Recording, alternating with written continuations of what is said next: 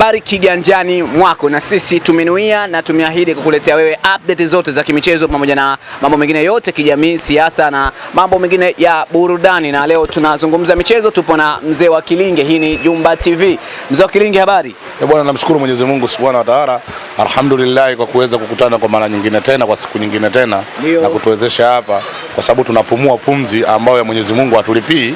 Unaelewa vizuri Lakini wengine wako hospitali na sisi tunapumua hapa, wengine bado wanapambania uhai wao. By the way, hongereni sana kwa ushindi mnono wa siku ya jana, ingawa ushindi wenyewe umeonekana wenye madhaifu, kwa sababu sawa goli 4, lakini kuna mtu pia mchezaji wa upande wa pili kwa maana Fontaine amewekwa pembeni kidogo, kwa sababu ameonekana yeye uzembe wa wazi wazi. Kuna pesa imeingia pale, kwa mujibu wa watu wanavyosema, kuna hera, kuna hongo, wamehongwa wachezaji au mchezaji ili matokeo yapatikane kwa upande wa pili. Hili kama wewe mshabiki kindakindaki wa Young Africa unalionaje?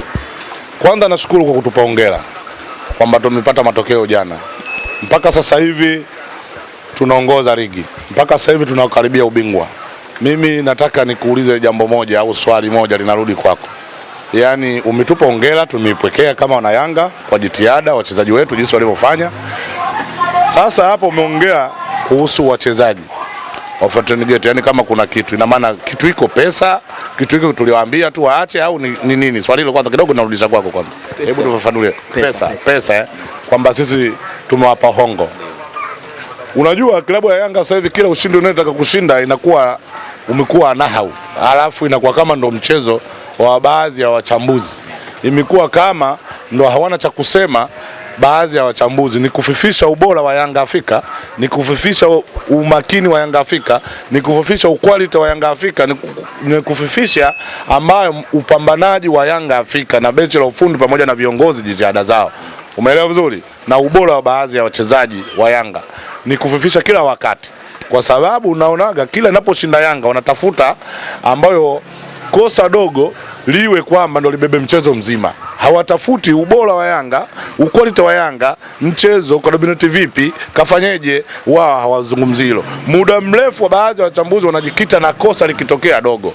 Sasa lile kosa lililofanya yule Nobo golikipa gani hajawahi kufanya Tanzania hapa? Na tuangalie mechi za Simba alizoshinda nyingi. Matampi golikipa Coastal Union, unasahau alipewa hela na Simba alipewa hela, sijui unaelewa vizuri. Unamaanisha kipa kama kaonewa? Yaani ndio maana ninakuuliza wewe, Matampi golikipa Coastal Union alifungwa magoli ya kizembe ile mechi. Lakini Kilinge, umeuangalia mpira vizuri? Nimeangalia vizuri. Umeelewa vizuri? Nimeuliza yule Matampi yule Coastal Union, mbona yani alifungwa goli la kizembe, alitema vile vile afu mtu akaenda kumalizia? Umeelewa vizuri? Maana yake nakuja hata hao Simba tuangalie mechi nyingi tu walizocheza. Sawa, utakuta kuna makosa ya golikipa.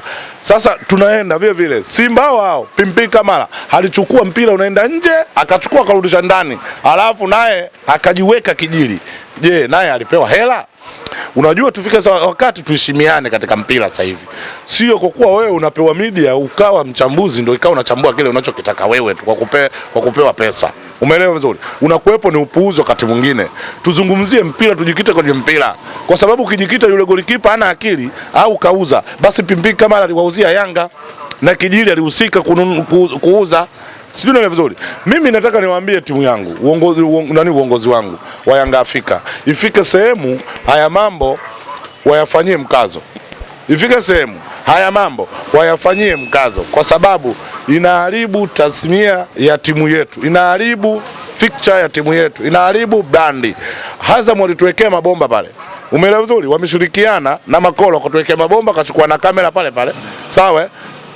Alafu JKT kule vile na uwanja ule tuliohamia ule walifanya hivyo. Umeelewa vizuri?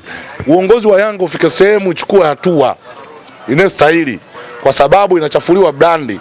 Matukio haya uyakuti katika timu nyingine, sio kwamba hakuna hivi vitu ambao magolikipa au mambo mengine hakuna. Inabidi sasa ichukue hatua, wachukue uongozi ili iwe fundisho. Watu waambie rushwa nani kapewa, kwa sababu ili jambo limewahi kutokea mechi na Singida Umeelewa? Tumepanga matokeo, tumeambiwa tumepanga matokeo.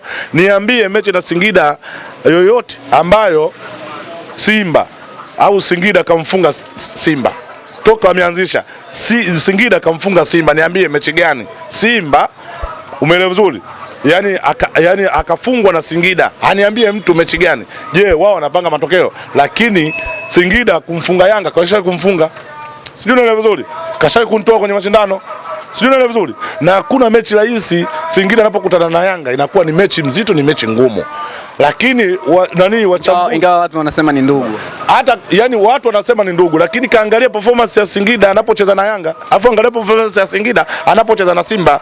Lakini baadhi ya wachambuzi wamediriki kuongea, ikiwepo na Jemedari mwana wa Kazumari kazaliwa kijiji kimoja kinaitwa Mtopa, umeelewa vizuri, huyo ndo anashuhudia sana, na yeye ndo anapandisha sana kontakti zile za kupandisha za kuichafua Yanga. Kazaliwa Mkugilo, umeelewa yule, yani yule kazaliwa Mtopa, alikoenda kukulia kule Mkugilo kwa baba yake mdogo, umeelewa vizuri. Baada ya pale akachukuliwa akaenda Lindi mjini kuchomekwa, kukaa pale benchi katika ile timu ya Lindi, Kariakoo Lindi, umeelewa vizuri. Hakuwa mchezaji, hakucheza mpira, namba ngapi alikuwa anacheza pale, yule alikuwa anashika jezi tu pale kule benchi, sijui unaelewa vizuri. Maana yake yeye kaichafua brand. Ikaja sasa mechi na Tabora, mkuu wa mkoa akawahi kudiriki mitindo hiyo. Sasa umekuwa kama mchezo, akawahi kudiriki, akasema baadhi ya wachezaji wake wamechukua hela, ila yeye kaambiwa watumie, umeelewa vizuri, halafu yeye atafanyaje, waenda kapambane uwanjani. Sasa kile kitendo ni kigumu, kathibitisha hela wachezaji wamechukua, na ilikotoka kaitaja kilabu ya Yanga, umeelewa, ndio ndio kucheza nayo. Sasa huu mchezo unaendelea. Baada ya pale wao walichokiona kuchukua Alikamo na kwenda kumweka wapi, kumweka ndani na kufifisha ile ajenda yao walioongea, ni uonevu. Sasa inakuja leo, jana Yanga kacheza vizuri, kapiga mpira mwingi, kacheza kila eneo, wala hajapiga hata shot target moja, umeelewa vizuri. Wamezidiwa, wamefungwa kwa halali. Golikipa kafanya makosa ya kawaida ya kimpira, kaukechi ule mpira namna hii ili udake tena, kwa sababu umekuja vibaya. Mabeki walikuwepo wapi? Wazembe. Tunakuja nyingine, kapasiwa ndani, kapasiwa nje, anairudisha kwa ndani ili aipeleke wapi, yani ili afanyaje, ailete ndani aidake. Msifie mchezaji Dube alio press kwa speedi, sijui unaelewa vizuri. Kariba ile wachezaji kwetu wa ligi za kwetu hawapress magolikipa, ina maana press yake ndio leo kufanyaje, unaona bana, kupatikana makosa. Msifie na mtu alio press, usimsifie, usimtoe kasoro golikipa. Sasa ni kufifisha uonekane ubingwa wa Yanga kama magumashi toka msimu uliopita. Ni wameandaa baadhi ya wachambuzi wachafue. Sisi jana Yanga tumecheza performance nzuri, Yanga wachezaji wamecheza quality, Yanga wachezaji jana wameperform kiwango cha juu kila idara, umeelewa vizuri. Na yule Mtenje aliongea maneno ya tekebe ya jeuri, watu tulimkalia bunge, umeelewa vizuri. Wazee wa Kilingo walinikalia bunge, wachezaji walinikalia bunge, benchi la ufundi walinikalia bunge kwa maneno yake. Na sisi tunapenda wanavyoongea maneno yao ili sisi tuwe makini zaidi, wanatufumbua kwa sababu sasa hivi mikono imekuwa mingi. Tumewahi kumsikiliza Alex Ngai jana anasema mikono kwenye mechi zao zimekuwa nyingi. Tumewahi kumsikiliza Alikamo anasema mikono kwenye mechi zetu iko mingi. Tuwe makini wana Yanga, tujipambane, tupambane kwenye matawi. Bado ligi haijaisha mpaka ishe, bado mechi zetu 3, ili hizi zitupe pointi 9 hizi tutawaze kuwa nini, kwa mabingwa, sijui unaelewa vizuri. Sasa ukizungumzia mchezo golikipa, mambo aliyofanya ni mambo ambayo mimi naweza kasema ni mchezo wa kawaida, ni makosa ya kawaida, ni vitu alivyofanya golikipa mtu wote vinamtokea. Ni magolikipa wengi hapa. Aziz Ki alikuwa anafungaga mitindo kama hiyo, anafunga Aziz Ki mashuti ya kudundisha, umeelewa vizuri, golikipa anatema au unaingia ndani. Wakasema magolikipa mbovu, lakini wakafungwa magolikipa wote wa ligi kuu, afu wakanyamaza ile ajenda wakaitupa. Sasa makosa aliyofanya yule golikipa waseme tu kama makosa, sio kusema kwamba kachukua pesa. Ni uonevu. Tuweke nukta hapo kwamba ni uonevu. Waseme tu golikipa ni makosa ya kiugolikipa, kwa sababu sio wa kwanza yeye kufanya makosa kama hayo, lakini wasiseme kachukua pesa. Huo ni uonevu ambao wanamfanyia yule golikipa wa Fontaine. Mimi naitwa Mpinga Shari na hii ni Jumba TV, habari kiganjani mwako. Asante.